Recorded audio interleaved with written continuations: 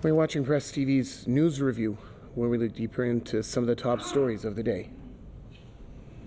Israeli settlers backed by the army have rampaged through several areas in the occupied West Bank. The settlers attacked the city of Deir Dibwan, east of Ramallah, and tried to infiltrate it by starting a fire at the entrance.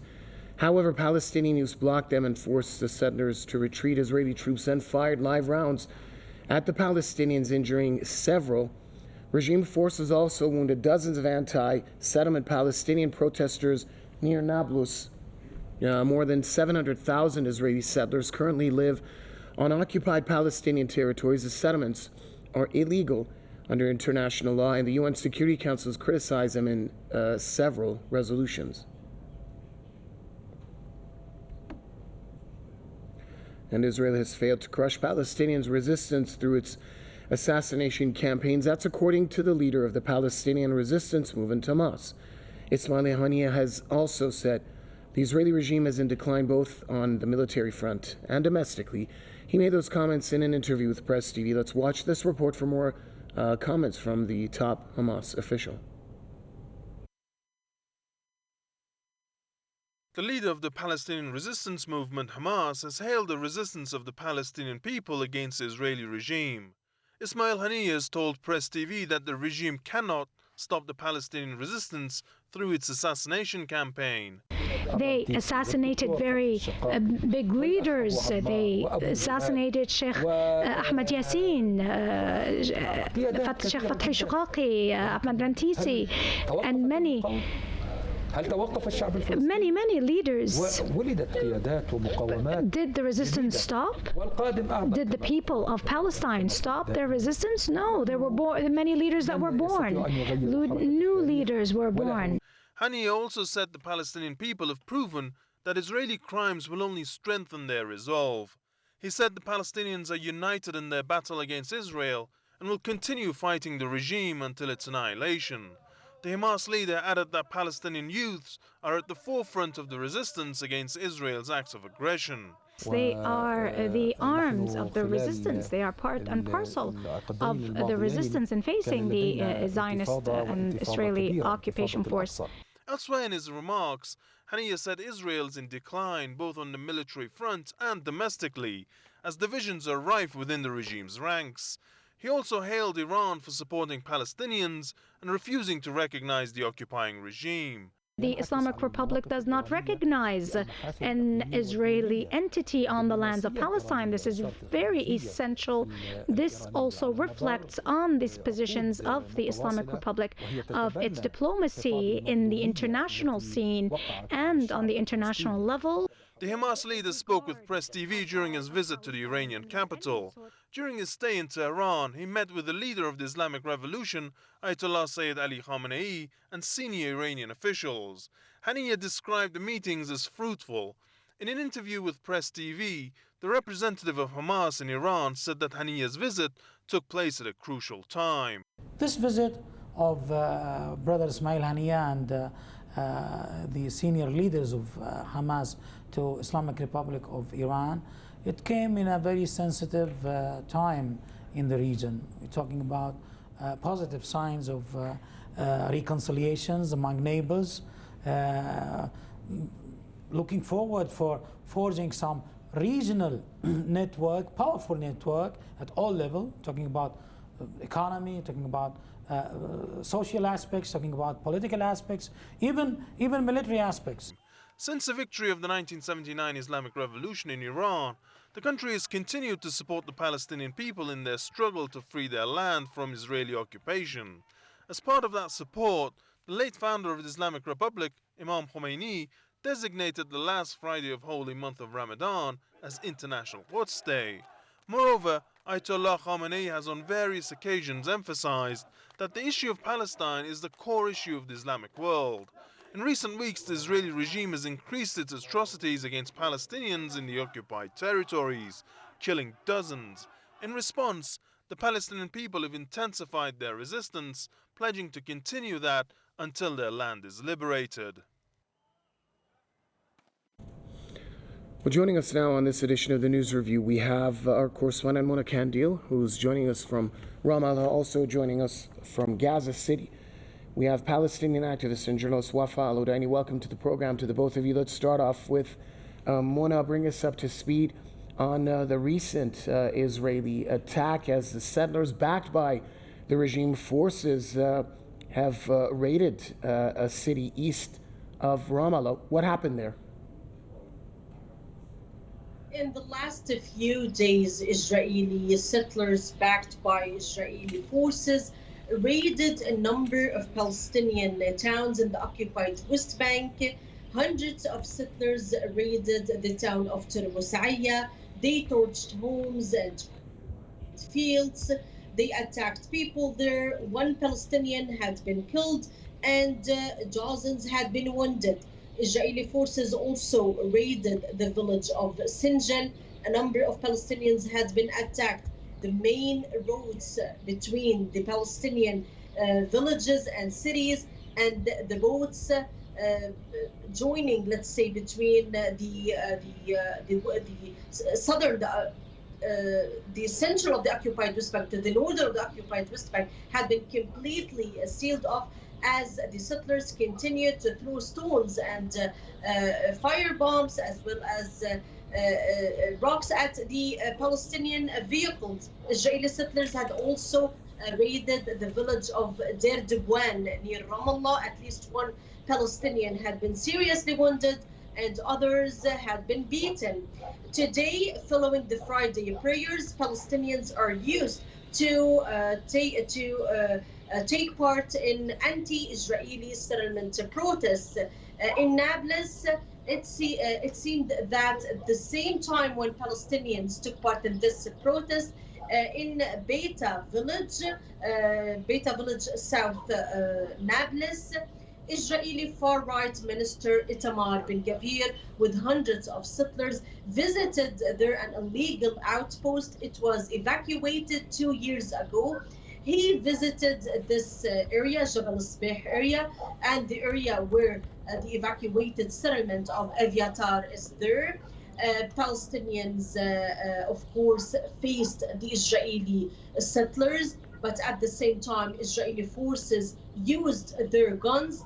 They fired stun grenades, tear gas, as well as rubber-coated bullets. We are speaking about dozens of Palestinians had been wounded. Either they were shot with rubber-coated bullets or suffocated due to inhaling tear gas. Israeli Minister Itamar Ben-Gvir, during his visit to the evacuated settlement of Eviatar, he called on his regime to legalize hundreds of Israeli settlements, and he also called for the Israeli military to kill not one, not two, dozens and even hundreds of Palestinians whom he considered as terrorists. And he said that he's backing the settlers with every action they do against the Palestinians in order to, let's say, prevent Palestinians to continue with their resistance and to fight the Israeli forces and the fully armed Israeli settlers. Wafa Al-Odaini in Gaza, in an exclusive interview with Press TV, the leader of the Hamas resistance movement, Ismail Haniyeh, said that the Israeli regime is in decline, both on the military front and domestically as well. I want you to elaborate on those points for us, and also how much of that decline on the military front is attributed to the unison and unity of the Palestinian resistance factions and groups in the face of the occupation.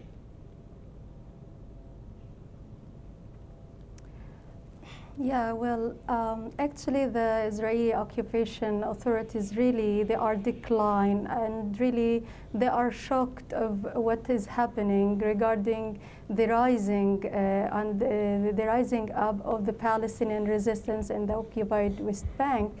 And recently, after the Jenin and Nablus raids, there was a statement by an Israeli member in Knesset or parliament. She said that when she saw the destroyed or the crushed military trucks and tanks, Israeli trucks and tanks, when she saw them leaving the Jenin camp, actually this thing reminds her of the resistance in occupied West Bank. So this thing actually means that they are really shocked and stuck because of the resistance and because it is growing up in the occupied West Bank.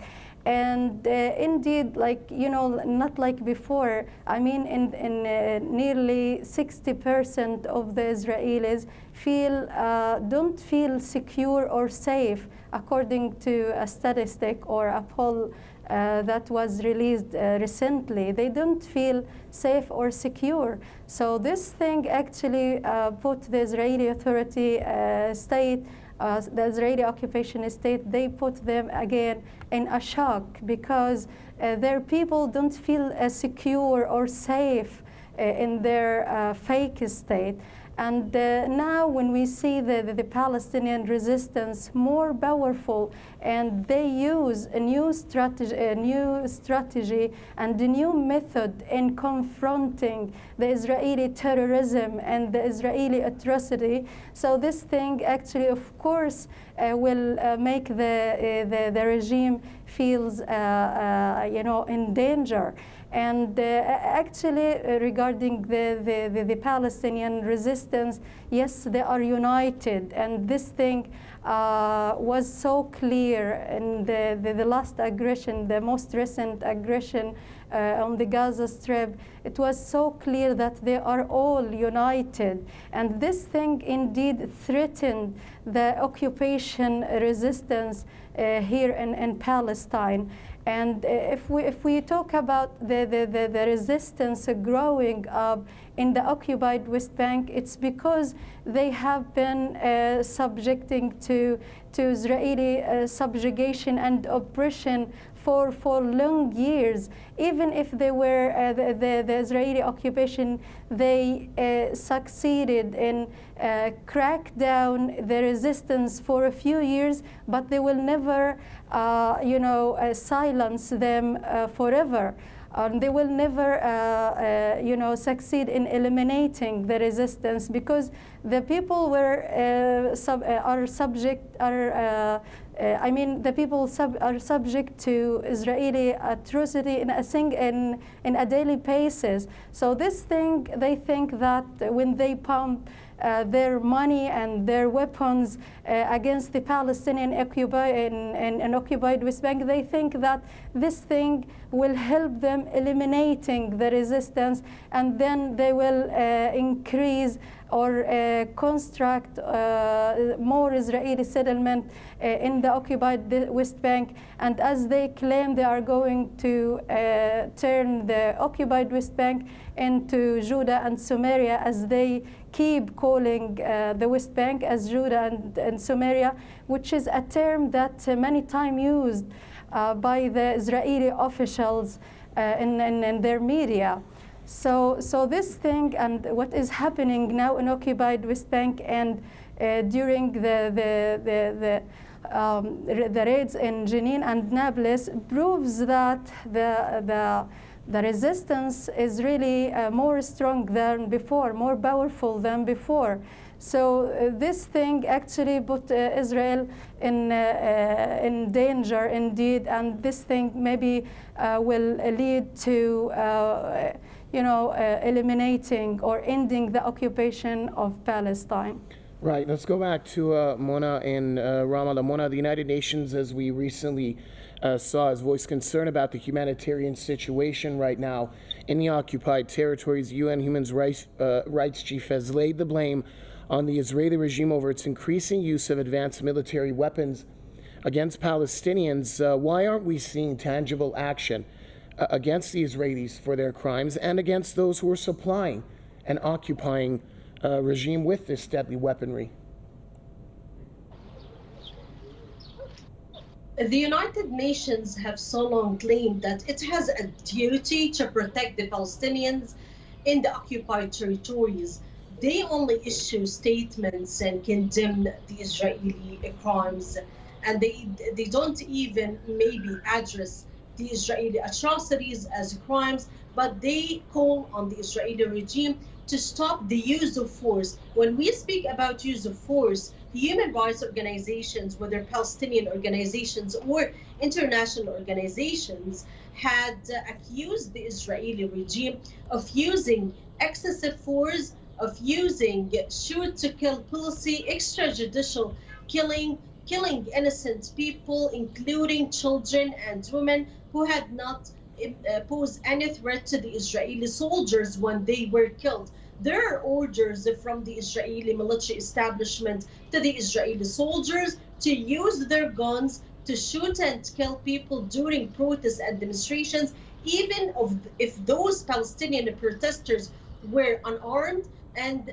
they were taking part in peaceful protests, just because if they come close to the Israeli soldiers, even if they do not pose any threat to the Israeli forces. So at the end of the day, Palestinians believe that the United Nations has a role. It should impose sanctions on the Israeli regime. But at the end of the day, knowing that the Israeli regime, the regime of Netanyahu, it's one of the most extremist cabinets, the majority or all the Israeli ministers in Netanyahu's cabinet are extremists. They come from the settlements and they are supported by the American administration. So at the end of the day, the United Nations would only issue statements to condemn the Israeli acts and calling on Netanyahu's regime to stop using excessive force and nothing more.